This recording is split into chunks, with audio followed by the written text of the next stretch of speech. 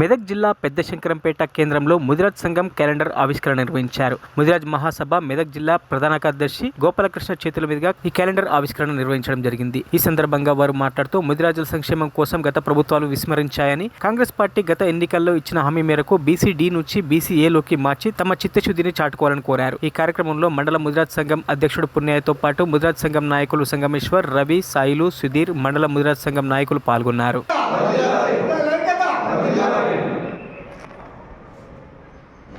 ముదిరాజ్ మహాసభ మెదక్ జిల్లా ప్రధాన కార్యదర్శి గారైన మన గోపాలకృష్ణ గారు ఈ శంకరంపేటకి క్యాలెండర్ ఆవిష్కరణ గురించి రావడం జరిగింది. మరి ముఖ్య అతిథిగా పెద్ద మనిషి కూడా ఇచ్చినాం మనం జిల్లా అధ్యక్షుడికి.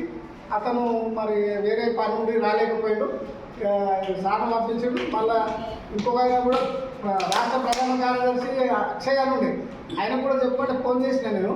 ఫోన్ చేస్తే ఆయన కూడా అందుబాటు వాళ్ళిద్దరు పెద్ద మనుషులు ఇద్దరు ఒకటే ఇక్కడ ఉన్నట్టున్నారు. అనుకోవడానికి తను రాలేదు. అక్కడ నుంచి మెదక్ జిల్లా ప్రతినిధిగా మన జిల్లా ముదిరాజ్ సంఘం అధ్యక్షుడు మన్నగల రామన్న తను పంపించినందుకు తిని వచ్చాడు. వచ్చిన ఈ యొక్క కార్యక్రమంను విజయవంతం చేసినందుకు వారికి మా యొక్క హృదయపూర్వక ధన్యవాదాలు. జై ముదిరాజ్. మరిన్ని అప్డేట్స్ కోసం మా ఛానల్ని సబ్స్క్రైబ్ చేయండి.